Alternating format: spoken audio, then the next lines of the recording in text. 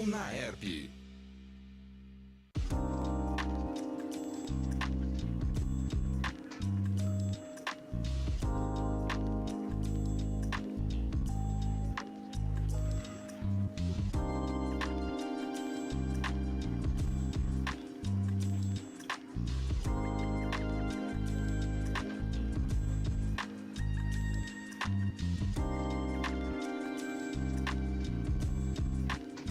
Memória da Comunicação. A história viva da comunicação em Ribeirão Preto. Olá, seja muito bem-vindo a você que está nos ouvindo pela Rádio Unaerp e nos acompanha pelo YouTube do Jornalismo Unaerp, no site jornalismounaerp.com.br ou no aplicativo da Rádio Unaerp. Esse é o Memória da Comunicação de Ribeirão Preto, um projeto do curso de jornalismo da Universidade de Ribeirão Preto, que tem como intuito resgatar e registrar a história da comunicação da cidade por meio de seus profissionais. Eu sou Gabriel Yamada e sou acompanhado de Eduarda Dantas e Isabela Randi, além dos nossos companheiros do audiovisual, Andrei Violante e Pedro Casseb, sob coordenação do professor Gil Santiago. Para apresentar nosso convidado de hoje, a minha parceira Isabela Randi. Muito obrigada, Gabriel. Nosso entrevistado, Paulo Mai, é um radialista brasileiro, nasceu em 16 de janeiro de 1963, iniciou sua carreira na Rádio Cultura em Pederneiras em 1977, passou pela Clube FM de Ribeirão Preto e pela Jovem Pan 2 de São Paulo, onde apresentou programas como São Paulo by Night e Comando 100.9. Atualmente, Mai é apresentador do programa Jazz Masters na Alpha FM, um programa musical que nasceu em 2004 pela sua paixão pelo jazz. Paulo também atua como colunista na mesma emissora e já passou pelas rádios Itaipu FM, Antena 1 e Eldorado FM. E agora, com as perguntas, meu colega Gabriel. Então, para começar, Paulo, qual foi seu primeiro contato com a rádio? Bom, em primeiro lugar, muito obrigado, boa noite, né, de estar aqui com vocês. E é um prazer enorme, é muito gostoso entrar de novo no estúdio, né, poder bater papo com gente que quer conhecer a história do rádio, não só comigo, mas com tantos profissionais que passaram aqui por Ribeirão Preto também, né? E agradecer ao Gil por estar aqui, por esse convite, né? Que já está há muito tempo nessa, né? Uma hora eu vou aí, Gil, uma hora eu quero estar aí, né? Então, valeu, acho que agora... E você me perguntou sobre o início do rádio, né? Quando eu comecei isso. Como foi o seu primeiro contato mesmo? Meu primeiro contato foi a família, né? A minha família é toda de radialistas, praticamente toda, né? Tios, irmão. Então, era natural ouvi-los na rádio de Pederneiras, fazendo programas sertanejos. Tem um tio que já faleceu, inclusive, que foi ator de radionovela. Então, mas todo mundo foi trabalhar em banco. Foi todo mundo trabalhar no Banespa, trabalhar no Banco do Brasil, aquela coisa toda. Mas aí eu fiquei com aquilo na cabeça. Falei, pô, eu quero... Já com 8 anos eu tinha um gravador que está comigo até hoje. Meu filho falou, pai, vai ser o Museu do Paulo Maia. Isso aí. Eu tenho um gravadorzinho, aqueles Hack Play, onde eu pegava jornais, né? E eu ia pro quarto sozinho e ficava lá, Hack Play. Pá, e eu lia. Começava a ler notícia alegre, com entonação, eu tentava copiar, né? As figuras que eu ouvi em São Paulo, na Rádio Excelsior, no AM, eu gostava muito da Excelsior. E, enfim, meu contato inicial foi exatamente com os meus tios, com meu irmão, né? E foi assim que eu comecei essa paixão. Ô Paulo, e antes de dar sequência, né, a Eduarda deve ser a próxima a perguntar, é isso? Isso. Eu quero agradecer a sua presença aqui, disponibilizar esse tempo com a gente, e é uma grande satisfação reencontrá-lo, né, depois de vários e vários anos. 43 só. 43. E aqueles anos em que nós convivemos também, na Clube FM, não é? Então, e agradecer por esse tempo aqui, por você trazer essa história, essa memória do rádio que a gente viveu, fez aqui em Ribeirão Preto e do processo que você continua com o rádio até hoje com o Jazz Masters. Legal. Obrigado, Gil. Foi incrível. Bater papo com essa turma aqui tá demais. Como segunda pergunta, a gente sabe que você iniciou a sua carreira em Pederneiras, na Rádio Cultura. Sim. E a gente queria saber como era a estrutura da rádio. Não, a rádio, ela tinha o seu Camel Alage, que era o proprietário, né? O pai do Celso, me passa lembrança agora dos nomes, né? E aí, o que acontece? eu ia lá sempre na rádio, e a rádio tinha uma estrutura legal, uma rádio, microfone, o estúdiozinho muito bem... o Edivaldo da Laje. Edivaldo, perdão. Eu conheço como Tuca. Eu não queria falar o Tuca, mas era Edivaldo, o irmão do Celso, era novinho também. Aí o que acontece? Quem me colocou na rádio, acabou me colocando de verdade, foi o Celso, o filho. E ele me colocou lá, falou, não, deixa o Paulo aí que ele vai... Acho que vai dar certo, enfim. Ele convenceu o pai dele. Eu adorava a estrutura da rádio, porque tinha o que todo mundo tem, o tape, o toca-discos. Eu adorava da nota de falecimento, eles apertavam um botãozinho aqui, aquele negócio. Meu Deus, quem morreu? Eu já sabia quem morreu, né? Eu adorava, então, todos aqueles toques e tal. E o seu Camel, ele tinha uma coisa muito legal, que às vezes, imagina, domingo à noite, ele deixava a rádio, fechava 10 horas, né? Mas não tinha locutor, era ele que fazia. Ele tocava aquilo que ele queria, que era legal pra caramba, né? Você ter a sua curadoria e tal. Ele tocava umas coisas legais, assim. E eu ia até a rádio sozinho, ele não via. Eu ficava na portinha. A rádio era aberta, imagina. Todo mundo entrava, aquele negócio. Eu ficava ali escondidinho na porta, assim. Foi o primeiro DJ que eu ouvi e vir trabalhar. DJ mesmo, assim. Porque ele trazia o microfone lá do estúdio aqui para a mesa, e ele fazia. Agora vamos ouvir. Pum, já deixava no ponto, já soltava, abria. Gente, eu estou falando de 77. A Rádio Cidade toda insensada no Rio de Janeiro. Agora a gente tem DJs e papapá, que começaram nos anos 80, o próprio DJ falando. Eu fiquei pensando, falei, caramba, em 75 aquele cara já fazia aquilo. 74. Eu achava demais. Fica aqui minha homenagem ao seu Camel, né, eterno, e aos filhos dele que estão aí tomando conta da Rádio Cultura. Eles sempre foram muito ótimos, assim, e a estrutura da rádio hoje está bem legal também, lá em Pederneiras. O Celso continua trabalhando, o Edivaldo continua trabalhando. E é super bonito, assim, é legal ver o trabalho assim. Continuar, né? Família.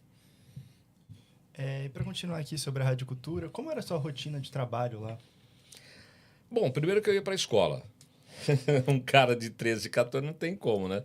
Ia para a escola, aí chegava à tarde, ele me deu um programa que era das 13 até e até acho que às 15 horas, 16. Né? Era 3 horas de programa. E era minha rotina, era assim, ia para a escola, almoçava e ia para a rádio, né? E ia fazer o programa e tal. Depois eu saía, eu ia percorrer... novo, eu não vinha ainda, 15 anos. Eu ia pedir disco, ia pedir nas lojas, pedia disco, presente, qualquer para dar no ar. Sabe aquelas coisas? Não, vamos sortear e não sei o quê. E dava certo. Porque todo mundo ouvia o programa, né? E ali na rádio eu comecei, talvez eu fiz uma palestra aqui, para quem não sabe, agora há pouco aqui na UNAEP, sobre empreendedorismo, a convite do Gil, né? Eu falei, pô, Gil, tá bacana, vamos falar sobre isso. Mas eu acho que o primeiro lance meu foi exatamente com 15 anos, 16, onde eu vi que, até esqueci de falar isso, eu vi que na escola a gente tinha o sábado e domingo que não acontecia nada. Eu chamei um cara da Letrexon, lembro até hoje, o Nenê. Falei, Nenê, vamos fazer umas domingueiras lá para dar dinheiro para formatura e tal, a gente vai guardando e tal. Ele topou, a gente começou a fazer no pátio da escola as tardes com disco e tal, botava o painel lá e tal, e eu anunciava na rádio, eu fazia a propaganda no meu programa. E todo mundo que era meu amigo ouvia, a escola inteira ouvia o programa. Então todo mundo sabia que ia rolar o tal domingão lá, e a gente começou a guardar dinheiro todo final de semana para formatura. Foi o meu primeiro empreendimento, o primeiro insight que eu tive, assim, que o rádio poderia ser algo que funcionasse naquele momento. E uns anos depois você acabou se mudando para Jaú para trabalhar na Rádio Itaipu FM. Você foi o primeiro locutor ao vivo FM da cidade, muito legal. E para você, como que foi essa diferença mesmo de rotina de trabalhar? Em que ano que foi? Então, foi em 70 Não, eu estava no Exército já. Eu já tinha 18, então, de 79 para 80, talvez. Na verdade, uma das coisas que eu falei na palestra também, que eu fui fazer um teste em Bauru, na Rádio 94, e não fui aceito lá, né? E aí, então, eu fui para Jaú. Mas não é que eu me mudei, porque eu fazia eu estava já para entrar no Exército, que era tiro de guerra no interior, para 50 pessoas só. E aí eu fui fazer o teste, passei na rádio. Foi a primeira rádio FM de Jaú. E foi muito interessante, porque eles estavam inaugurando o processo de FM. E aí eu fui o primeiro locutor ao vivo da rádio. O primeiro cara que entrou para fazer o programa mesmo. E fiquei no ar por muito tempo, ali ao vivo, né? E foi um processo que eu também levava os vinis para serem sorteados, levava a banda ao vivo dentro da rádio. Era uma loucura, porque tinha um estúdio enorme. E chegava o final de semana, que era só sábado que eu fazia. Eu via que tinha muito, sabe, bandas de baile. Em Jaú tinha muita banda de baile. O Gil sabe, o baile funcionava muito, né? Com as bandas locais, né? E eu comecei a conhecer pessoas dos bailes, né? Eu falei, pô, vem, traz aqui na rádio o disco. Ela não tem disco. Eu falei, traz a banda. Os caras falaram, você é louco? Não, eu vou fazer ao vivo aqui. Começamos a fazer ao vivo e tal. E agora, a mudança não houve, porque eu continuei morando em Pederneiras. Eu fui para Jaú e fiquei até ser convidado para fazer a Morada do Sol. E aí eu já estava no Exército, com 18 anos. Então eu era cabo lá em Pederneiras, tinha a insígnia de cabo. E aí o sargento falou assim, mas Paulo, se você for para Araraquara, você vai entrar para o Exército. São 300, aqui são 50, lá são 300. Aqui falta um mês para você terminar. Eu falei, eu vou. Ele falou, você vai perder a insígnia de cabo. Você vai ficar lá no final da tropa, que tinha outro nome, mais pejorativo, mas era o final da tropa. Aí eu falei, bom, tá bom, vou. Cara, o amor pelo rádio fez eu perder a insígnia e fui para o final da tropa. Fiquei um mês em Araraquara só treinando. O Robertinho Montoro, na época, ele me escolheu porque ele achava que eu tinha alguma coisa na voz, no grave, que me lembrava o Zamarian. Eu falei, pô, o Zamarian é um deus, assim, pelo amor de Deus, não dá para... Mas ele achava que ele ficava gravando lá. E eu fiquei um mês treinando, porque eu falava Araraquara 98,5 e tal, né? Ele falou, Paulo, é vírgula. E aí eu fiquei no vírgula, caneta na boca, um mês, para falar vírgula. Então foi assim. E eu ouvia muito na época, em Araraquara, ele trazia fitas de rolo da Jovem Pan. Então, durante 30 dias, eu fui treinado, parecia laranja mecânica, entrava falava, você tem 4 horas para trabalhar aqui, né? Essas 4 horas você vai ouvir a Jovem Pan. Então eu ficava 4 horas ouvindo a Jovem Pan. Óbvio que quando eu cheguei em São Paulo, era natural que em algum momento o dono da rádio ouvisse e falasse, esse cara tem a ver com a minha rádio, né? Então fui meio moldado ali em Araraquara para isso, para estar realmente em São Paulo e tal. E eu gostaria de perguntar se você pode falar um pouco da sua rotina em Araraquara, trabalhando em Araraquara. Então, a rotina foi essa. Eu fiquei um mês, né, no Exército, morando em pensão. E aprendi a passar a roupa, a engomar a farda, aquela coisa toda, né? Morava em pensão, ia para lá. E essa rotina eu ia para o Exército de manhã, aí rádio à tarde. Só que assim, você vai para a rádio à tarde, quem gosta de rádio, não tem ponto. Você fica lá, agora eu vou lá para a TV, ver como é que estão fazendo lá. Você vai para outro cara que está gravando estúdio aqui, o programa ali. É muito legal, assim. Não tinha, então, minha rotina era essa.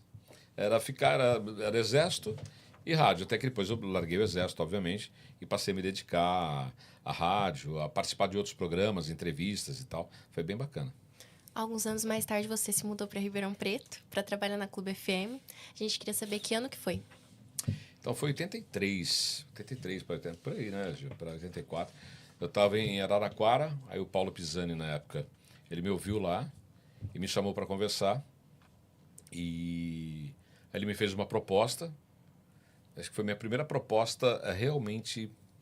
A primeira profissional, claro, foi da Morada do Sol. Profissional, você vem para cá, vai ganhar tanto e tal, né? E quando o Robertinho Montoro soube que o Paulo Pisani tinha, você sabe muito bem que tem essas coisas. Quando ele soube que eu vinha para Ribeirão para falar com o Paulo, ele falou, peraí, para que você vai sair daqui? Peraí, eu vou dar um programa na televisão. Eu falei, pô, mas eu fiquei 1 ano e meio aqui, você não me deu um programa na televisão? Não, agora... E até hoje eu brinco com ele, né, a respeito disso, né? De falar, poxa, fiquei tanto tempo, né? Não, mas você tá bem aqui. Você vai, o Paulo, pô, não vai não, fica aqui e tal. Ele já sabia que não tinha. Ele falou, tô só enchendo teu saco, pode ir. Aí a gente negociou a vinda para cá, né? E foi muito legal, foi uma negociação bem profissional mesmo com o Paulo. Me senti assim um cara importante. Falei, nossa, eu sou importante, né? Porque, na verdade, a Clube FM Ribeirão Preto era considerado assim a porta do paraíso para o locutor, né? É assim, daqui você vai para São Paulo. Então sempre foi meio a chave na minha cabeça. De Ribeirão vou para São Paulo, de Ribeirão vou para São Paulo. Não foi uma coisa que para mim não tinha uma segunda opção. Eu tinha que chegar em Ribeirão. Meu foco era chegar em Ribeirão primeiro para estar na Antena 1 ou na Jovem Pan, que eram os meus focos mesmo, né? Sempre fui focado em chegar nessas duas emissoras. E eu falei, mas eu tenho que passar por Ribeirão. É lá. E quando veio o convite, não teve conversa. Aí eu vim para cá. A gente vai colocar agora uma imagem ali na tela. A gente queria te perguntar se você pode falar um pouco sobre o que essa imagem significa. Essa imagem significa... Ó, o Gil dando risada. Olha, eu vou dizer uma coisa. Naquela época, eu falei, não tinha Instagram, não tinha internet, não tinha nada.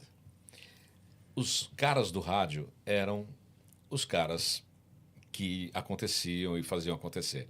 Então, os donos de casa noturna sempre chamavam a gente porque eles sabiam que ia levar a gente lá. Porque não tinha nossa cara, não, um cara bonito como o Gil, não tinha aquelas coisas. Então, assim... Perfeição em pessoa. Exatamente, exatamente. Então, assim, vamos conhecê-los lá e tal. E, assim, 3.000 pessoas, né? Lembra? A Geração Jovem. A Geração Jovem me patrocinava. Do meio-dia até as 3 da tarde. Acho que era Óticas Especialistas, se não me engano. Depois tinha a Geração Jovem durante 3 horas. O Wilson Vessi, o tio do Banana. Ele falou, não, eu quero patrocinar o Paulo exclusivo. Ele vai E aí a gente fazia lá a Geração Jovem, que era aqui no centro, né? Se não me engano. Saldanha Marinho, né? Saldanha Marinho, né? Era Saldanha Marinho e tal. Aí tá aqui, ó. Era Saldanha Marinho, a gente ia e a galera ia. Ribeirão Preto foi uma coisa muito interessante. Quando a Clube fez aniversário, ela lançou um pôster, que era uma garota segurando uma guitarra. E ela montou um palco em frente à Rádio 9 de Julho. Na época veio os atores, né? Era um casal famoso. Eu vou me lembrar depois. E aí eu sei que ele estava lançando um teatro aqui, foram lá falar e tal. E aí os locutores foram aparecer. Não sei se o Gil se lembra disso. Mas o rádio era tão interessante que a 9 de Julho parou aquele dia. Você tinha filas rodando o quarteirão. Eles entregavam o pôster, mas depois que me viram lá, o Gil e o pessoal da rádio, foi caneta para tudo quanto é lado e autógrafo. Não parava da fila vir aqui. Então era muito legal. Você falava, meu Deus do céu, os caras fazendo fila para autógrafo com o locutor. Então aquilo deixava a gente realmente... Eu só fui entender a força que nós tínhamos quando recebi o convite para a Antena 1 de São Paulo. Aí é que o Ibope apareceu na minha frente, para me localizar onde eu estava e onde eu iria. Eu falei, bom, mas aí é outra história. E esse evento que o cartaz mostrou aí... Um evento fantástico, né? O Grupo Nós, com o Henrique, Sim. João, né? Nossa, O Grupo Nós era um grupo que era referência na região de Ribeirão Preto. Sim, sim. Né? Enchia grupaço, bailes, clubes, não é? Era a grande referência dos grupos musicais, era o Grupo Nós. E outra, era o pessoal que cuidava do estúdio da gravadora da Clube também. Sim, exatamente. Exatamente. Eles que faziam os jingles, as trilhas. E o mais legal eram os presentes que tinham, né? Centenas de discos. Sim. Que bacana. E o primeiro disco do Grupo Nós foi gravado também na Clube com o Adalto. O Adalto, grande O Adalto, LP né? do Grupo Nós. A gente está tentando trazer o Adalto para cá. Viu? Nossa, esse tem história, hein? Já tentamos, ele está assim, meio escapando. Adalto, você é o próximo, hein? Não, Fica gente, atento aí. esse tem história para contar de Ribeirão. Tem. Esse tem história. Bacana. Muito bom. A gente tá falando da Clube, né? E eu gostaria de perguntar como que na época, como você lembra que era a estrutura da Clube, porque, né, a diferença, como é que... A estrutura mesmo, como era, como você lembra? Eu acho que o Gil vai lembrar também melhor, eu não me lembro. Eu sei que a gente, para a Clube FM, era lá no morro, acho que tinha um morro, né, onde ficava o transmissor. Tenente Catão Roxo. Tenente Catão Roxo. Era o morro era a torre da emissora junto com o estúdio. Continua lá a torre. Continua. Não, a torre está em outro lugar hoje. Está próximo a Sertãozinho, Morro da Não Conquista. tem mais hoje. nada, então, no Catão Roxo lá acabou. Hoje não tem nada. Acho que, se eu não me engano, continua a Record. A Record é Estúdio TV. A mesma Estúdio TV acho que já veio para cá também. Não, mas tem o programa do Do Léo. Ainda é lá. Eu até quero passar lá para relembrar, ver o local, mostrar pro meu filho. É que assim, a antena da Clube FM era ali e o estúdio da rádio e a gravadora, lembra? A discoteca ao lado. Sim, né? não, Discoteca, ali, os discos ali e... você tinha o transmissor à frente. Né? Então você tinha o transmissor, você tinha ali regulagem do som e tal. Tinha a discoteca aqui na minha esquerda, aí ficava o locutor aqui na frente e tal, né? O transmissor ali, aqui ficava a discoteca, onde o Banana, que é o locutor que acho que vocês já devem conhecer, o cara que quebrou o recorde do Guinness, né? Tá no Guinness, né? Pela PAN. Ele fala, Paulo, você foi meu primeiro professor, né? Ele é sobrinho do Wilson Vessi, né? É Hamilton Vessi, né? O Bananeira, depois virou Banana.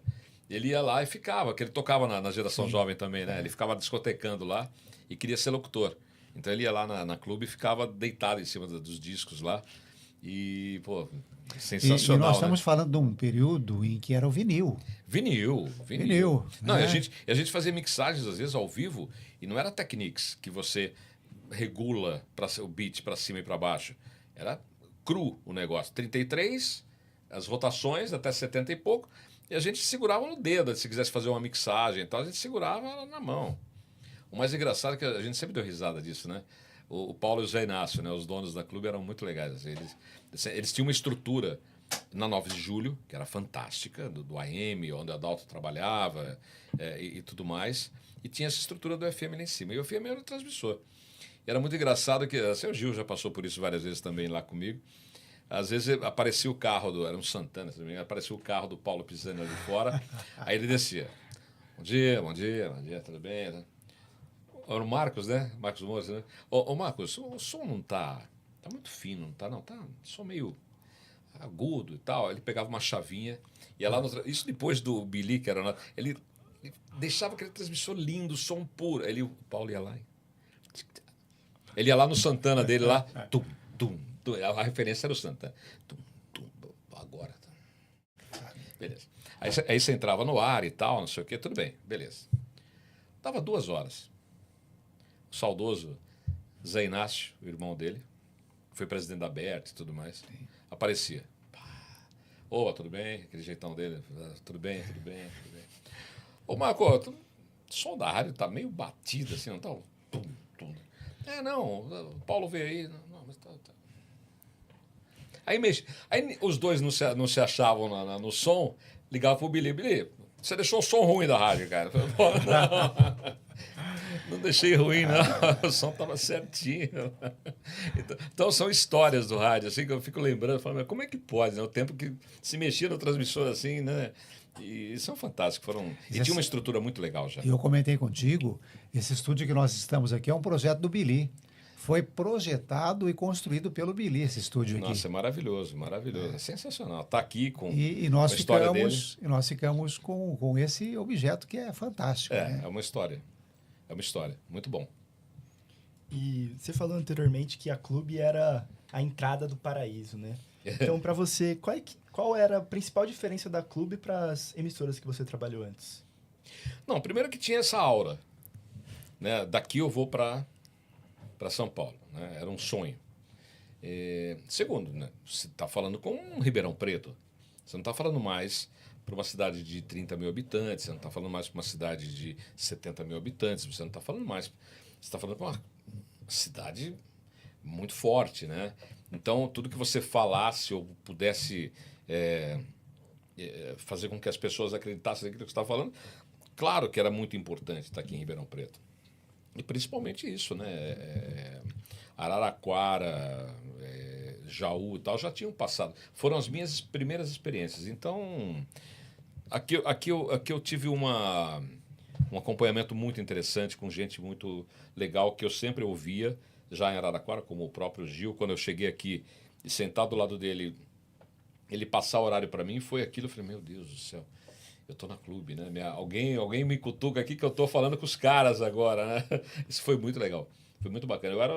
O Gil era um ídolo, assim, era um cara que eu queria falar, né, junto com ele e tal. Então foi muito bacana. E estar aqui com ele hoje, né, sendo entrevistado por ele é uma coisa, né, muito legal. E acho que até uma pergunta agora que os dois possam responder. Como era a programação da clube na época? Era uma programação jovem, tocava tudo que você pode imaginar. O que tocava na época, que estava sendo lançado, anos 80 ainda, né, o rock and roll brasileiro, né? Capital Inicial, Rich, Menina Veneno, aquela coisa toda, estava tudo sendo lançado. Biafra. Então, a gente tocava muita coisa brasileira, né, Gil? Porque tinha muito lançamento brasileiro legal acontecendo. Era do rock nacional, né? Era um mix, né, de tudo, né? é. Só não tocava sertanejo e o pagode puro, mas alguns sambas até entravam, né, na programação. Era um mix, mas era um mix legal mesmo. A rádio era... Sim. Assim, Sucessos, né? Sucessos, Então, só fui perceber que o que a gente representava mesmo quando eu fui convidado para ir para a Antena 1. Que aí o Pisani me chamou, mostrou o Ibope e falou, olha, isso aqui é você, em Ribeirão Preto. Eu falei, opa. Eu falei, isso aqui eu não tinha visto. Ele falou, mas é isso. Ele sempre pressionava a gente, né? Não, porque você precisa... vamos dar mais gás aí. Mas você sabe... Então, e sempre... e quando eu saí, ele me mostrou que ele teve uma conversa com o Arnaldo Sacomani bem forte, né? O Arnaldo que quis me levar para a Antena 1. E aí ele falou, não, você não vai levar o menino, deixa ele aqui e tal, não sei o quê. Aí ele me chamou na sala e falou, você vai para quê para São Paulo? Você vai ganhar o dobro, o triplo? Você vai gastar o dobro, o triplo, o quádruplo. Você vai perder essa vida que você tem aqui e tal. Eu falei, mas sonhos são sonhos, não tem como. Né? O astronauta quer ir para o espaço. Se o cara falar para ele assim, pô, mas pode explodir a nave. Eu falei, mas eu vou me botar na nave, eu vou para o espaço. Dane-se, eu vou para lá. E foi isso que aconteceu, né? Ele na época, ele pegou o Ibope, ele falou, dá uma olhada nisso aqui. E a gente tinha, Gil, naquela época, 70% da audiência era nossa. Sim. Imagina, eram quantas rádios? Diário, vai embora, vai. 70% era nosso ali, eu vi isso no número. Ele falou, você vai abandonar isso? Eu falei, mas a potência da rádio, você tem tantos caras aqui que vão continuar, com certeza continuou o mesmo sucesso depois que eu fui. E tá tudo certo, tá tudo bem. Mas tive que ir, não teve jeito. E antes de chegar, né, no sonho em São Paulo, você ficou quanto tempo na clube? 1 ano e meio, acho que eu fiquei aqui. Fiquei pouco tempo. Foi 1 ano e meio em Araraquara, 1 ano e meio aqui, um pouco mais talvez. E já fui para São Paulo já. Não teve como.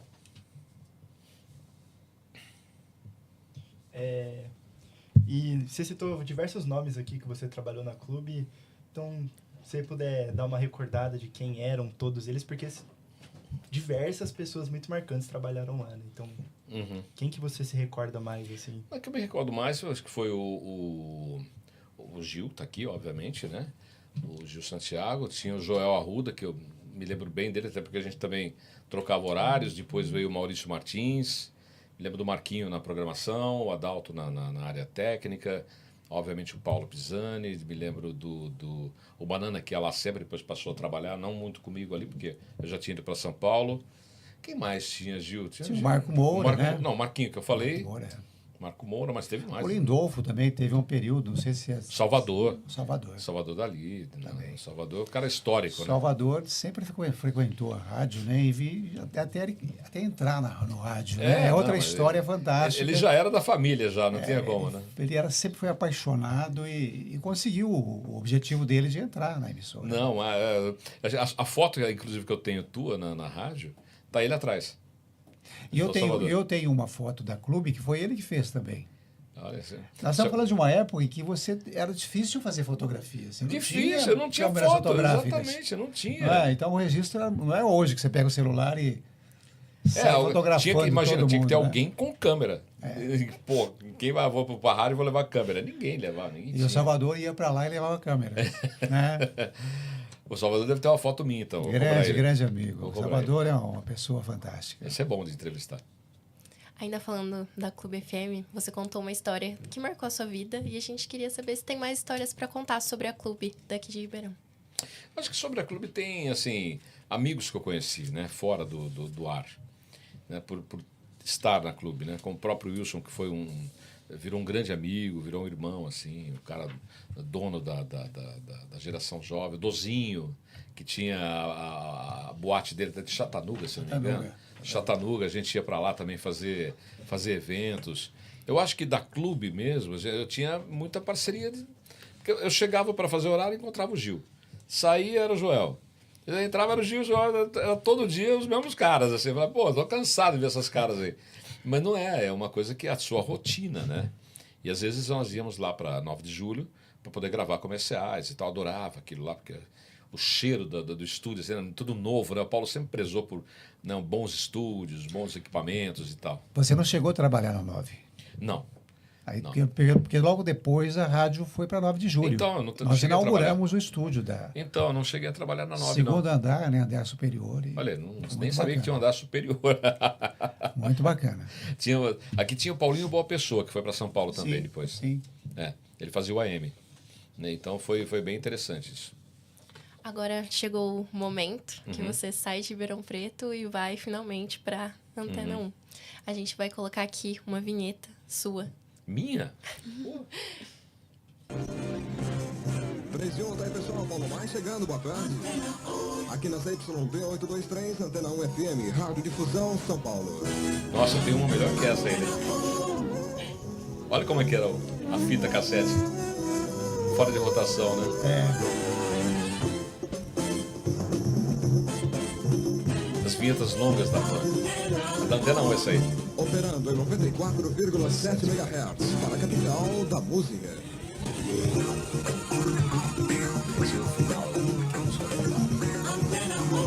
O mundo mágico do som.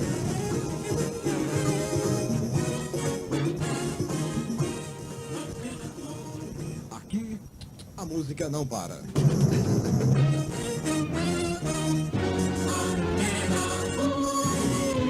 Gente, que registro é esse, hein? Meu Deus do céu, coisa antiga. Antena 1 aí, ó. Além da vinheta, a gente também tem uma imagem Uhum. para mostrar aqui. Essa foi da Antena 1. Quando a gente... Quando eu cheguei na Antena 1 em São Paulo, nós estávamos em segundo lugar da audiência. A PAN era primeiro. E tocava Djavan, que está ali, né? Os discos da Rita Lee, etc. e tal. A gente tocava muita coisa assim, Quincy Jones. O Michael tinha acabado de lançar o álbum dele, etc. E a gente, nessa época, a gente começou a fazer uma locução um pouco diferente da Antena 1. Ela não tinha muita locução, a gente começou a trabalhar mais a locução um pouco mais jovem e tal. Porque tinha Darcy Arruda, Selene Araújo e tal, que era uma locução que já vinha, que era de televisão e tal. E o Arnaldo Sacomani começou a colocar locutores diferentes nessa programação. E de repente, pumba! Primeiro lugar, estouramos ali a bolha, passamos a Jovem Pan, e aí o Estadão quis fazer uma entrevista comigo e tal, e veio essa foto no estúdio da Antena 1, com uma grande angular, quem gosta de grande angular, que é como o Gabriel aqui. Ele foi lá e fez essa foto, foi muito legal. Parece que o estúdio é pequeno, né? Mas era grande. E o detalhe, né, da foto, Andrei, a cartucheira aqui, né? Sim, E no fundo, e logo atrás de você ali na cabeça, os cartuchos. Exato, olha lá, os cartuchos da Antena. A gente tinha, e do outro lado ali, o toca-disco, né? Sim, Que era sim. igual o que a gente tocava aqui em Ribeirão Preto. sim. Era o mesmo, não tinha muita diferença. Em frente tinha um estúdiozinho também, como tem aqui, com um microfone ali para receber convidados. E a gente fazia a loucura toda. O rádio FM dos anos 80 foi uma coisa muito maluca. Hoje vocês fazem aqui, vou fazer um roteiro, vou fazer não sei o quê, blá, blá, blá. Antigamente o cara chegava, o que vai tocar hoje? Vai tocar isso aqui. Você ia lá no cartucho, tirava o cartucho, colocava na sequência, o resto você faz a história. Porque assim, a gente testava no ar. As loucuras, às vezes o locutor criava no ar as coisas. Isso aconteceu demais lá. E coisas que depois acabaram ficando na programação. Né? Foram testes. Né? Muitas vezes a gente levava porrada dos diretores. O que você foi fazer? Não sei o quê. Blá, blá. Mas foi legal? Não, foi legal.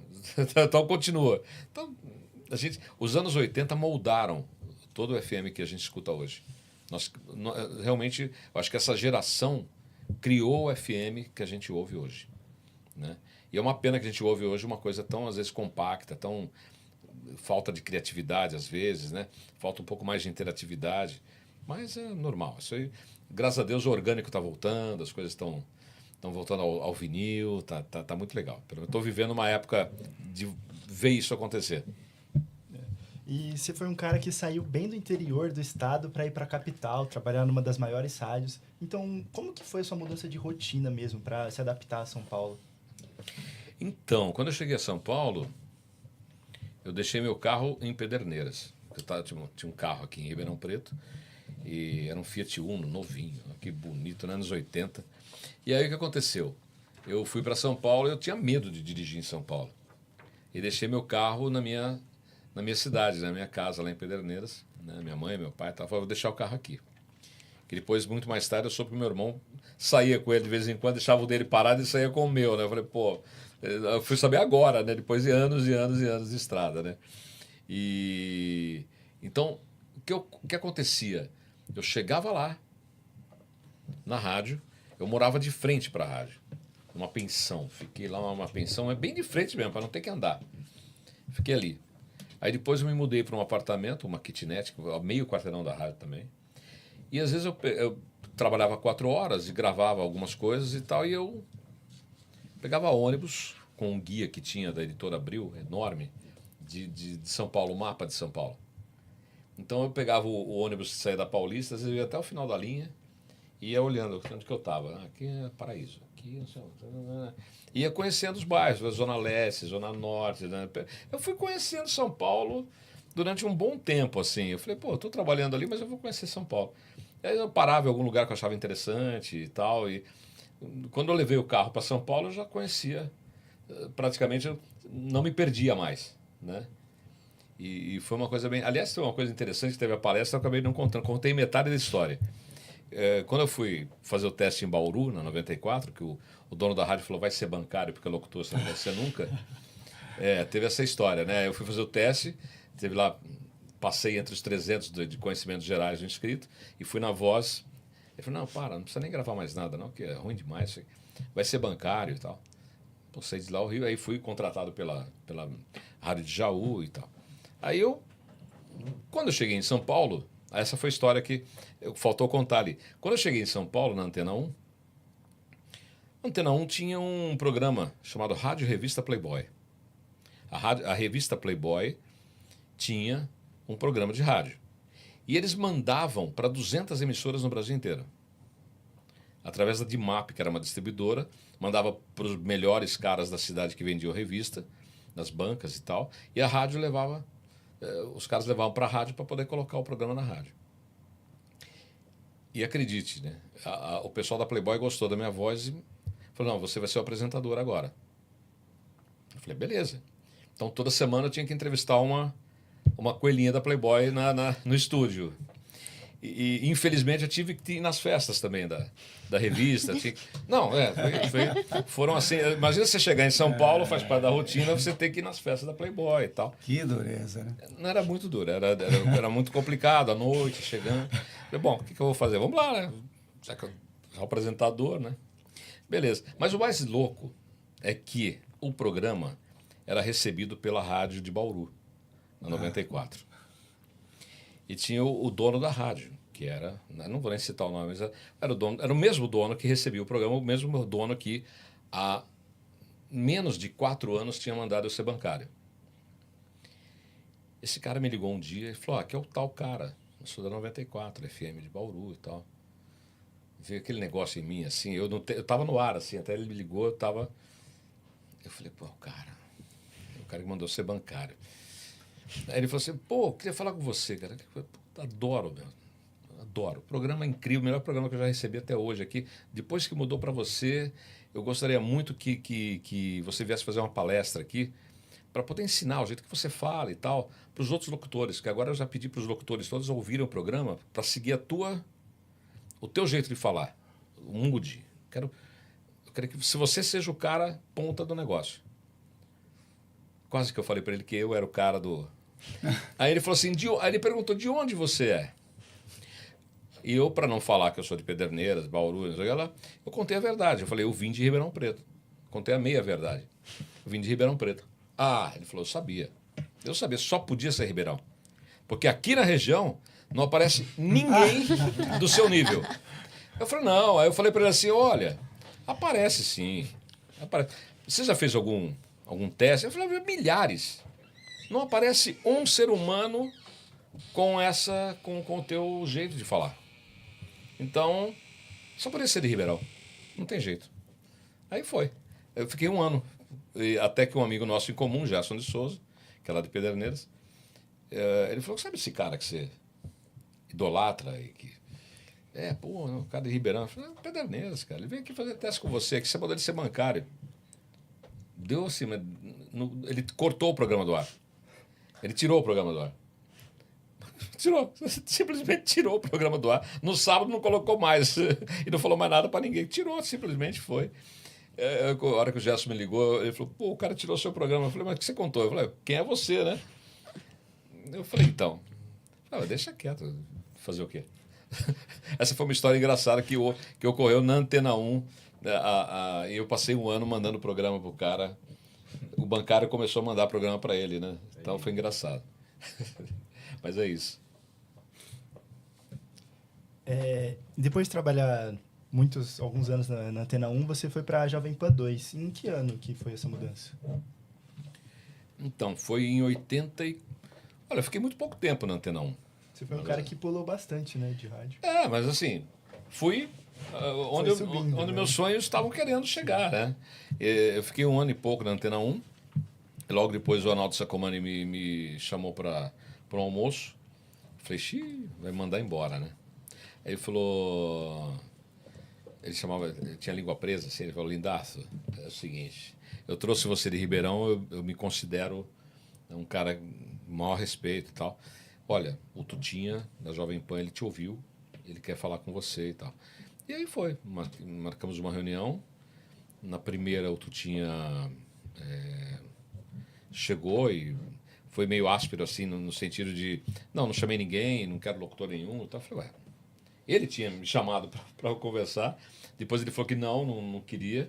E no dia seguinte ele me chamou de novo, no dia seguinte mesmo, não foi assim, hipotética daqui uma semana, não, no dia seguinte. Aí eu me mudei para a Jovem Pan ali por volta de 84, 85. 84 foi. Aí eu mudei e fiquei lá até 88. Entendi. E aí foi lá que eu fazia a parte da madrugada. E aí o César Rosa trabalhava, era das 10 à meia-noite, né? Acho que vocês entrevistaram o César, né? Sim. Ele falou isso, ele trabalhava das 10 à meia-noite. Ele tinha um programa normal o São Paulo by Night era dividido, assim. Eram 2 horas, de 8 às 10, tocando músicas normais da rádio, com telepan, com não sei o que lá, com brincadeira de ouvinte e tal. E das 10 até meia-noite já era uma coisa mais romântica. Entendi. Então o César saía de uma locução, para a partir de agora eu sou o César Rosa, bem-vindo e tal, não sei o que lá. Tá. Dava aquele negócio. O César sempre foi, a gente brincava que o São Paulo by Night com ele era aquela coisa com champanhe, né? Não é champanhe, era champanhe da região de Champanhe, não era um negócio, tinha que ser de lá e tal, todo um vozeiraço, assim, sempre me inspirei muito nele também, né?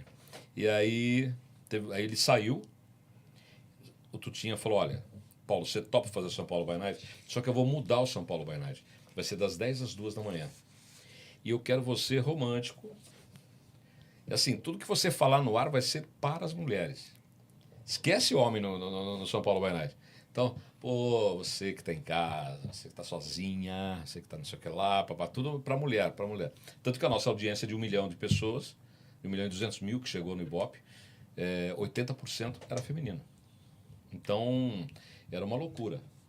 Foram anos que você via de tudo. 2 horas da manhã, você tinha carros parados em frente à rádio, para esperar o locutor que estava saindo. Eu falava, gente, tem gente me esperando. Calma aí, não tem... Era uma coisa... Era esquisito. Era muito, muito louco, assim, a tensão mesmo, né? Porque você falava realmente com pessoas e eu via que mexia muito com pessoas ali de uma forma muito interessante, assim. Tinha uma menina, a Thelma... Hoje a Thelma... dia eu vi o LinkedIn dela, nossa, até falei pra Júlia, né, minha namorada, falei, ela falou, mas entra em contato, porque a Thelma era uma menina de 13 anos, que o Emílio não tinha o pânico ainda, mas ele pegou pra Cristo a Thelma. Um dia ela ligou pra ele num Telepan da vida, ele, você quer fazer? Não, eu queria só mandar um recado pro Paulo Maia, que eu amo ele, não sei o quê. Eu falei, não, porque o jeito dele falar e não sei o quê, que eu adoro ouvir mesmo e tal. Aí o Emílio achou, e ela chorou no ar, que ela queria conhecer o Paulo Maia. Pra quê? O Emílio ficou 2 semanas, dava a hora, meio-dia, ele ligava pra ela. Pô, Thelminha aí. Olha, eu trouxe um cara, ele chamava o Zé Américo, que eu coloquei no ar o Zé Américo também, do Café com Bobagem, né? Era um ouvinte meu. E aí ele me imitava, gente, tal, não sei o que lá. Não, Emílio, não é o Paulo Maia, você está imitando o Paulo Maia. E saiu na Capricho isso, na revista, a história da Thelma e do locutor, assim, o negócio foi muito interessante. O rádio tinha isso, né? Essas loucuras todas assim, que aconteciam. Foi bem bacana. E além do São Paulo by Night, você também estava à frente do Comando 100.9, né? Sim. E a gente queria saber como é que era esse programa. Você falou bastante do São Paulo. O Comando 100,9, ele era um programa que a gente fazia de sexta-noite. E de sexta-noite a gente tinha uma pegada de ir para as casas noturnas. Então a gente... o Paulinho Azeitona, por exemplo, era um dos caras que saíam para a noite e ia para... Imagina, todas as casas noturnas que existiam em São Paulo, São Bernardo, Santo André, São Caetano, a gente fazia. E eles iam com a piruinha, dava prêmio, entrava lá na casa noturna, falava lá de dentro, com o DJ ao vivo e tal. E o comando era muito ouvido. Tanto que o Iraí Campos, um dos grandes DJs do Brasil, de clássicos, de flashback e tal, saíram do Comando 100,9. Eu me lembro que a primeira vez que ele falou no ar foi no programa do Comando, que ele entrou com a fita, ele falou, o Tutinha mandou colocar a fita aqui para mixada para você. E eu chamei, ele falou no ar. Foi a primeira vez que o Iraí Campos tocou no FM, foi ali no Comando. E, pô, sensacional, né? Era muito gostoso. O Comando tinha realmente uma força muito grande, principalmente nas noites. E, claro, promoções e etc e tal. A gente fazia muita promoção também na Jovem Pan. Agora passando para 94, você criou o LM Music, veiculado pela rede Transamérica FM, como radialista e produtor, com o radialista e produtor Julinho Mazei. Como que surgiu a ideia e como que foi esse desenvolvimento do projeto? Você consegue contar pra gente? Tinha um cara que a gente conheceu, que foi o Bazon. Ele era gerente de produto, de LM, de cigarro. E na época eu conheci porque tinha uma campanha muito legal que ele estava desenvolvendo para o cigarro, que era com o Evandro Mesquita, e era no Greenhouse Bus, que era um ônibus cinza que que percorria a Rota 66, né? Quer dizer, era porque a Rota 66 não existe, né, mais, né? Ela tem trechos e tal. Mas no imaginativo, né, você tinha o Get Your Kicks on Route 66, que era a mensagem que eles queriam passar e tal. E dali eu falei, puxa vida, o Julinho Mazei era um cara que tinha um programa chamado Radio Flight, muito famoso na Jovem Pan, muito famoso. E que ele era o comandante de um avião. Ele fala que eu sou comandante Julinho Mazei, estamos sobrevoando agora a cidade de Londres, vamos tocar aqui, tem uma música aqui, vamos ouvir sintonizando o rádio. Aquilo era fantástico, assim, parava São Paulo para ouvir o Julinho Mazei no Radio Flight. Aí um dia conversando com o Bazon, dentro da Philip Morris, ele falou, eu pedi para minha agência criar um programa para a rádio, mas ninguém me nada, como é que não fala de cigarro no rádio? Aí na época eu falei, mas se a gente pegasse o Julinho Mazei, que ele era fã do Julinho Mazei também, eu falei, a gente colocasse o Julinho Mazei, tirasse do avião o comandante Julinho Mazei e colocasse o Julinho dirigindo o ônibus da campanha pela Rota 66. Ele falou, pô, mas será que o Julinho vai entender isso? Eu falei, pô, claro que vai. Aí eu imitei até o Julinho, pô, aqui é o Julinho Mazei, aqui pela Rota 66. Aí eu vendi aquela coisa para ele e falei, vamos tentar. Aí nós demoramos, acho que uns 3, 4 meses para fazer o Julinho entender que a Rota 66 aqui era uma campanha e que lá não existia mais, mas aqui era legal. Porra. Ele morava já nos Estados Unidos, em Mount Arlington, Nova York, no interior ali. uma cidade muito legal, assim. Ele morava à beira de um lago, de um bosque. Você via os viadinhos, assim, os esquilinhos na casa dele. Era muito legal. Aí nós acabamos, deu certo. Eles toparam. A gente montou um estúdio na casa do Julinho, no basement, ali na parte de baixo. Lindo, lindo, lindo. Ficou muito legal. E nós montamos um estúdio. A LM, a Philip Morris topou fazer o programa. E deu certo, porque a gente não falava de cigarro em nenhum momento, mas LM Music, né? A gente criou isso lá e deu certo. O programa ficou 2 anos no ar, era o tempo da campanha. No final, a Philip Morris fez uma campanha para levar 6 pessoas para a Rota 66. Olha, essa foi engraçada. Eram 6 pessoas para a Rota 66. Cada um podia levar mais 3 amigos para percorrer a rota. Então, era para liberdade e tal, não sei o quê, aquela coisa toda. E aí, bastava escrever uma carta dizendo qual era a sensação dele de andar pela Rota 66. E aí foi uma campanha de televisão durante praticamente 15 dias de Globo, maciço. Podia ter cigarro na televisão ainda. E no rádio a gente fez a campanha. Durante 2 meses a gente fez a campanha. Escreva sua carta, escreva sua carta, escreva sua carta. Bom, os jurados eram Evandro Mesquita, etc. e tal. Pegaram as cartas e julgaram as cartas. Ganharam 6 caras. 6 caras. 5 foram da rádio, que entenderam a campanha. A Philip Morris entendeu que o rádio, durante esses 2 anos, quer dizer, o que eles gastaram em 15 dias de Globo, eles gastaram com a gente em 2 anos de programa. Pra você ter uma ideia. E quem acabou ganhando?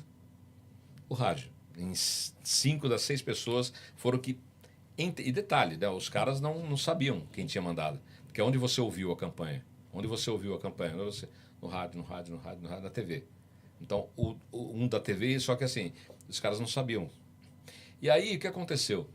A Philip Morris mandou os 6. Eu falei, gente, legal, tal. Queria que vai ser, tal. Vamos mandar o Julinho pra lá. O cara, pô, alguém do marketing lá da Philip Morris esqueceu que ele tinha o Julinho Wazé, que era o driver, o cara do ônibus, o que pilotou durante 2 anos o programa e tal. Eu falei, não, mas vamos levar o Julinho. Não, mas não, os caras vão chegar lá. Vamos lá de Chicago para Los Angeles. Lá. Primeira coisa, os caras desceram em Chicago, pô, vamos lá. Olharam o ônibus e tal, não viram a pista de dança, que o Julinho Mazei falou, tem uma pista de dança aqui, pá, não sei o que lá, a Madonna entrando, não sei o que lá. Você vivia o ônibus, assim, era um negócio, estão parando, tá comprando aí sapatinho de índio, não sei o que lá. Então, não tinha pista. Bom, tá bom, não tem pista, ok, a gente entende. Legal, o Julinho chega quando? O cara ligou lá de Chicago pra cá, falou, meu, porra, tem que mandar um cara pra cá, meu. E já tinha ido, já era. Então, assim, o cara ganhou a passagem, levou 3 amigos e... Cadê o cara que me falou que tinha a Rota 66? A Philip Morris não trouxe. Cara, foi um baque, assim, para todo mundo. Aí alguém lá, eu, no caso, falei para levar, né? Pô, não tem como. O rádio tem essa magia, né? Então, eu fiz o LM Music 94 para 96, foi essa pegada de criar um programa em que vinha por DAT, assim, mandava por pessoas que ia pegar no aeroporto, tal, uma coisa maluca, assim, né? O FedEx, tinha as coisas assim, que chegava em cima da hora, falei, meu Deus do céu, socorro, né? Porque o programa era produzido, né, na coisa quente ali do Julinho, né? Vamos tocar, muito bem produzido, vinhetas produzidas na Jam, em Dallas, as vinhetas foram produzidas na Jam, que era a grande... produtora de vinhetas da época, né? Até hoje é uma das melhores do mundo. Muito legal, um belo projeto. E como você falou, você trabalhou nesse programa até 96. Em 96 você apresentou outro programa, que é o Chivas Special Times da Eldorado. Exatamente. Aí foi uma loucura também, porque eu brinco, né? Que eu saí do cigarro e fui pro uísque, né? Um dos amigos que assumiu a gerência de produto esqueço o nome não era Pernod Ricard, enfim, era a detentora da marca do Chivas na época. E ele me chamou e falou, Paulo, eu quero criar uma coisa pro whisky agora. Eu falei, vamos tentar, né? Aí ele falou, o público é esse, casa noturna, pá. Quero rejuvenescer a marca, a Chivas está um pouco velho, não sei o quê. Eu falei, beleza. Aí eu criei o que seria o DNA do Jazz Masters, né? Que é o Chivas Special Times, já trazendo uma pegada em 96 do Neo Soul, com Incognito, Jamiroquai, Brand New Heavies, Maxwell, né? O Papa do Neo Soul. Então, a gente tocava aquilo e foi muito interessante, porque o João Lara Mesquita, que era o presidente da Dourado, a rádio era muito fechada, tinha Jô Soares, imagina, tinha o Jô lá fazendo programa e tal, tinha um maestro fazendo programa de música clássica. Aí aparece um carinha lá com os vinis, ele falou, o que você vai tocar? Ele olhou lá, Michael Jackson. Eu falei, você vai tocar Michael Jackson? Eu falei, vou. Ele olhou assim, ele falou, vamos ouvir. Levei um case para ficar 3 horas, 4 com o João Lara. Ele era bem perfeccionista mesmo. Ele ouviu a primeira música, ouviu a segunda, a terceira. Ele era músico, inclusive, estudou em Berkeley, né? O João Lara. E ele ouvia assim. Esses caras são bons, né? Ele olhava assim, pô, esse também é bom, hein, mano? Esse também é bom. Ele falou, pensei que fosse mais popzinho, mas o que é isso aí? Eu falei, acid jazz, é uma outra coisa que tá pegando aí, tá vindo, né? Eu sou acid jazz. Ele fechou, ouviu 4 músicas, ele fechou o case. Ele falou, se eu ouvir alguma coisa que eu não gosto, eu te aviso. Nunca me ligou. Então foi algo muito incrível, assim. E a única coisa que aconteceu com o Chivas Special Times, foi que a vinheta que nós produzimos em Jaú, eu e o Marco Corozeira, nós pegamos uma garrafa de Chivas, um copinho de cristal bonito de uísque, 2 pedras de gelo e o próprio Chivas. Eu peguei uma dose de Chivas e a gente, com o Neumann, nós gravamos a pedrinha caindo, plim, plim, e o uísque sendo entornado ali. Então, cai, acho que enchemos o copo, cara. Bom, aí a vinheta foi pro ar. Então, a partir de agora, Chivas Special Times, sua dose diária de boa música. Pô, beleza. Entrava eu falando e tal, não sei o quê. Aí João Lara Mesquita liga e fala, ó, eu vou te mandar um fax que chegou para mim aqui, fax. Pô, tinha um fax que parecia a carta de Pedro Vaz de Caminha para a coroa, assim, relatando, né, sobre a vinheta, que a gente estava incentivando o alcoolismo, e papapá, ele meteu o pau na vinheta, e no final ele falou assim, tudo isso para falar que a dose estava dobrada. Era muito uísque. Aí ele falou, Paulo, tudo isso para falar que a dose está... No final ele falou, não, tá muito uísque no copo. Voltamos pro estúdio, o mesmo jeito, duas pedras de gelo e uma dose de uísque como se fosse servida no bar. Acabou. Colocamos no ar, nunca mais a coisa aconteceu. Nunca mais teve nenhuma reclamação sobre o Chivas Special Times. E durou um tempo ideal. Era uma campanha de 6 meses. Mas, muito engraçado, quando eu criei o Jazz Masters, Chivas voltou a me patrocinar em 2004. E só que não dava para colocar mais... E foi engraçado, porque todo mundo me cobrava a vinheta do gelo. Ninguém esqueceu. Quem ouvia Eldorado, ninguém esqueceu. Então foi uma coisa muito louca. Muito louca. Até a gente começar o Jazz Masters em 2004. Vamos então pro Jazz Masters. Vamos? Tem. Temos uma vinheta. Jazz Masters. Olá, ouvintes da rádio, blog, aqui quem fala é Paulo Mai e junto com o Márcio Tabaj, do Dom Melo, quero convidá-los para mais uma edição do Jazz Masters neste domingo, às 20 horas, horário de Brasília, trazendo o melhor do acid jazz, R&B, soul, funk e grupos eletrônicos. Ajuste o canudo, meu amigo, e aumente o volume do seu coco. Jazz Masters, todos os domingos às 8 da noite, hora de Brasília, com reprises às sextas às 11 da noite, com o melhor do groove na rádio blog. Aloha!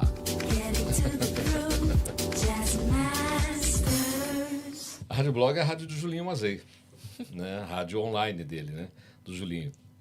Foi muito legal isso e a gente A gente fez... Começamos praticamente... Nossa, foi uma das retransmissoras. Nós continuamos hoje na Rádio do Julinho, que é sensacional, né? Muitos amigos, inclusive, muito legais do marketing, CEOs de empresa, ouvem o Julinho Mazei, a rádio, ouvem o Dias Massas pela Rádio do Julinho e fazem contato comigo por causa da Rádio do Julinho. É muito, muito, muito legal isso, assim. E aí eu criei o Dias Massas, foi em 2004, a Eldorado foi a primeira. Ganhamos o prêmio PCA, de melhor programa musical do rádio, que a gente foi receber lá no Teatro Municipal, nos 50 anos da PCA, inclusive, que é a Associação Paulista dos Críticos de Arte. Então a gente recebeu o voto, fomos lá, ganhamos. E já estava eu e o Sérgio Scarpelli no início. Depois o Márcio Tabacho e o Dudão, que vocês ouviram, foi a segunda geração, depois do Sérgio. E aí ficou só o Dudão Melo, e depois o Dudão saiu, foi morar em Goiânia, e não dava para gravar mais comigo. Aí veio, então, o DJ Model, e esses caras sempre foram muito assim... Como é que eu descobri cada um deles? Assim, eram ouvintes. Então, assim, o dia que o Sérgio Scarpelli falou para mim, Paulo, nós fomos almoçar, era quase que um casamento, eu e o Sérgio ali, né? A sintonia era muito grande e tal. Ele falou, Paulo, não vou poder continuar com o Dias Massas. E ele que fazia a programação musical muitíssimo bem, um feeling sensacional. Ele mandava para mim, eu ouvia, ele ouvia e tal. A gente chegava num consenso. Quando ele falou, não posso mais por causa da agência, né, a África, então, ele era diretor de criação da África. Eu falei, e agora? Ele falou, sei lá, vamos ter que parar. Eu, como sou um cara meio capricorniano, né, aquele cara que sobe a montanha, eu falei, não, eu não vou descer agora, né? Agora eu tô no meio aqui, tá lá em cima, agora eu não vou descer. Aí eu saí, eu falei, meu Deus do céu, mais um mês esse programa acaba. O que eu vou fazer? Pimba! Márcio Tabachi, liguei para o Márcio Tabachi, que era um grande ouvinte nosso. E DJ também, muito fino assim e tal. E eu liguei e falei, Márcio, tudo bem? Olha, você quer participar do programa do Dias Massas? Ele falou, participar? Mas como, Paulo? Pelo amor de Deus, estou até nervoso já, que negócio... Não, vai ser um...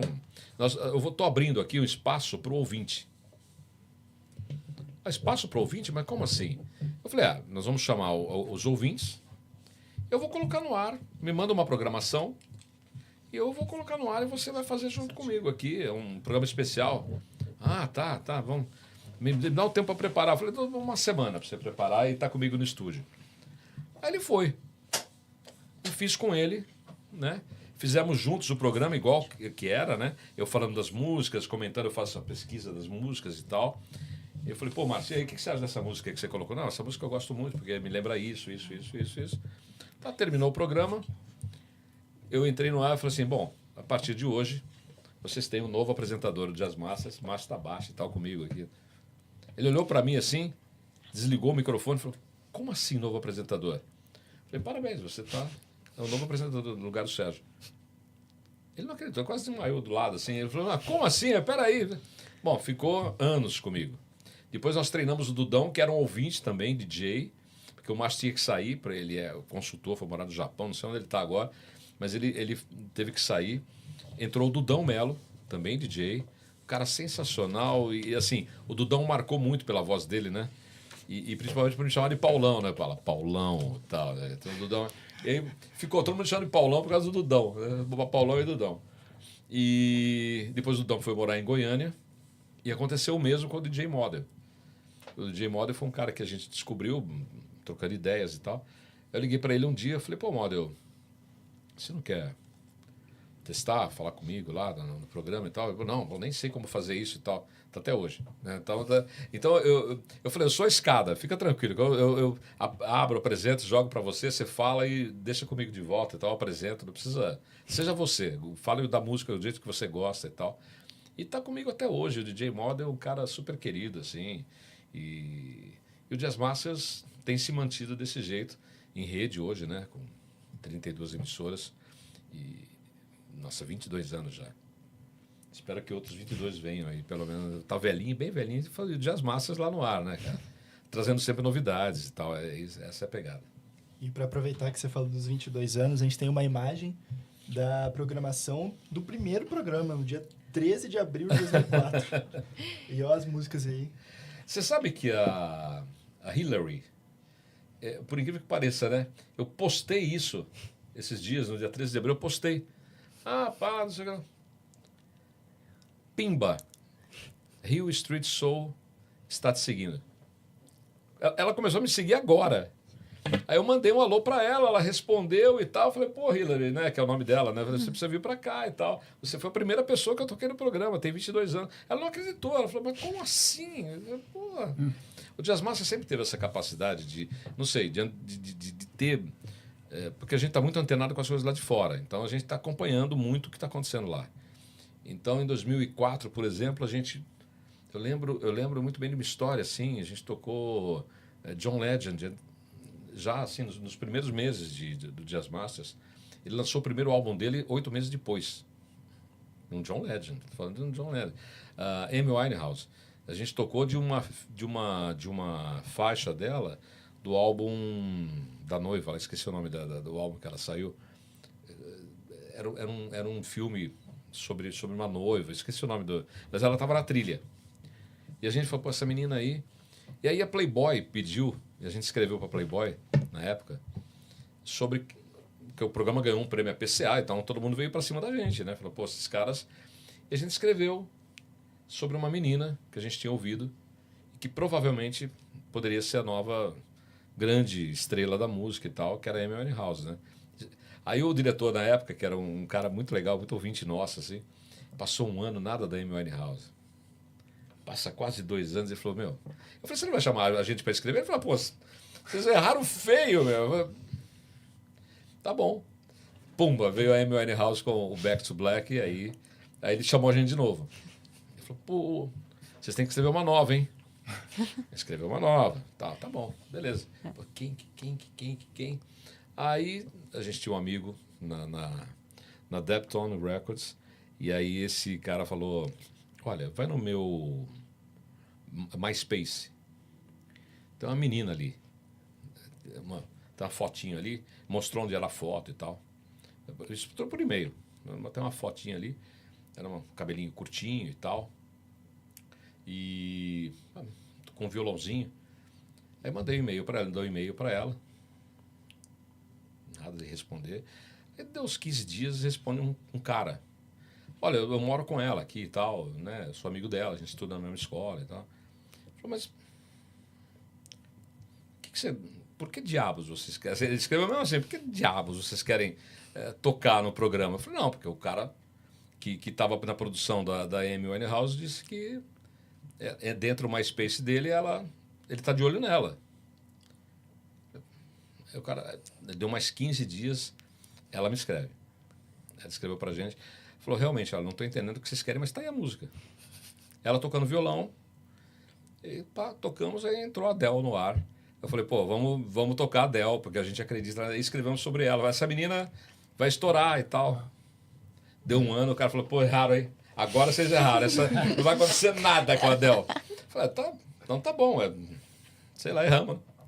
Então, nunca mais escrevemos nada para Playboy. Em 2008, ela lançou o 18, que foi o álbum da carreira e estourou, ganhou todos os Grammys. Aí eu ligava pro cara e falei, e aí, meu, tá tudo certo? Né? Eu falava, a revista tá acabando, não dá mais pra você escrever nada. Eu falei, então, fazer o quê, né? Podia ter escrito outras.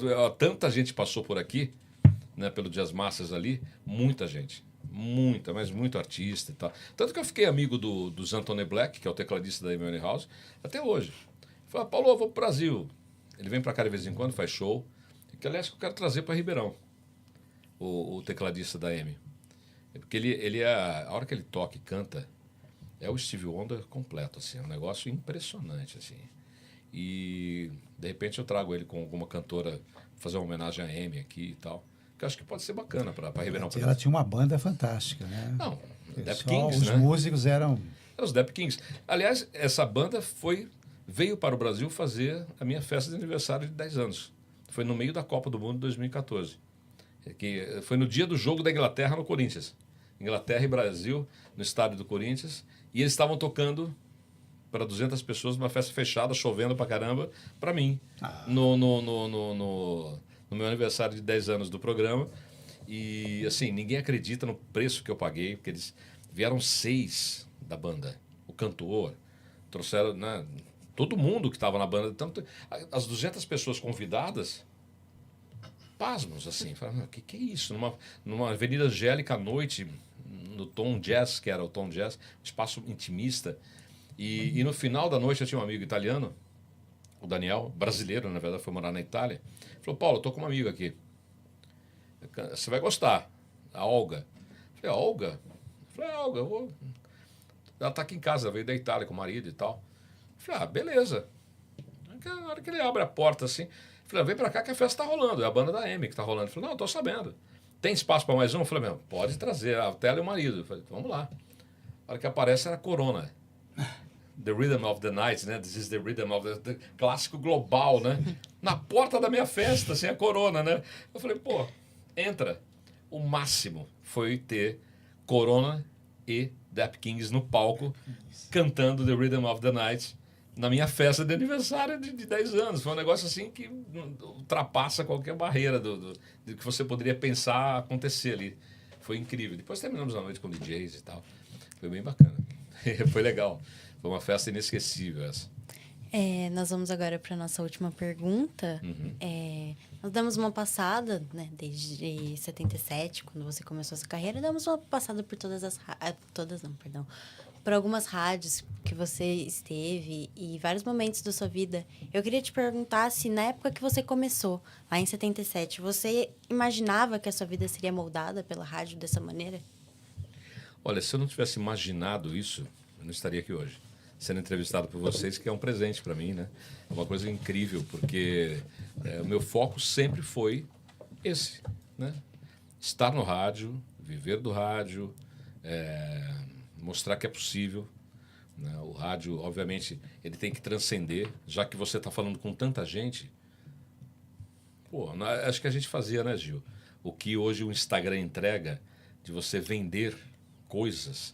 Você entrega a sua voz, você entrega o teu capital, que é né, a sua sensibilidade, a sua emoção e tudo mais. E a gente conseguia fazer isso, entregar isso, a verdade para essas pessoas. Então, quando eu percebi que isso poderia ser feito de uma outra maneira, criando produtos, criando oportunidades das pessoas estarem próximas a nós, a levar novos artistas, a levar conhecimento para próximo desse ouvinte, a entrega fica muito melhor, muito mais completa. E eu sempre acreditei que isso poderia ser feito, né? Da gente estar no rádio, ser conhecido pelo rádio, reconhecido pelo trabalho e depois passar essa experiência para frente, né? E é legal que, de alguma forma, acho que vocês, comigo, com o César, com o Gil, com todo mundo, né, que passou aqui, está passando, né? Vocês estão aprendendo um pouquinho, né? E é que eu falei na palestra de hoje, né? Para quem não acompanhou a palestra, que em casa não foi transmitida nada, mas eu falei, pé na tábua, acelera, né? Vive, joga, porque se jogue. Se você quer fazer a rádio, se jogue. Se você gosta de uma parte do rádio, se jogue, faça uma outra coisa, você também. Você gosta de fotografia, né? Se jogue na fotografia, que é uma coisa que você curte, né? E eu acho que tem que ser assim, né? Eu sempre me imaginei nesse local. Então, se você começa a se imaginar num local, ter foco, eu tenho certeza que você vai chegar lá. Mesmo. Isso não é... Parece clichê.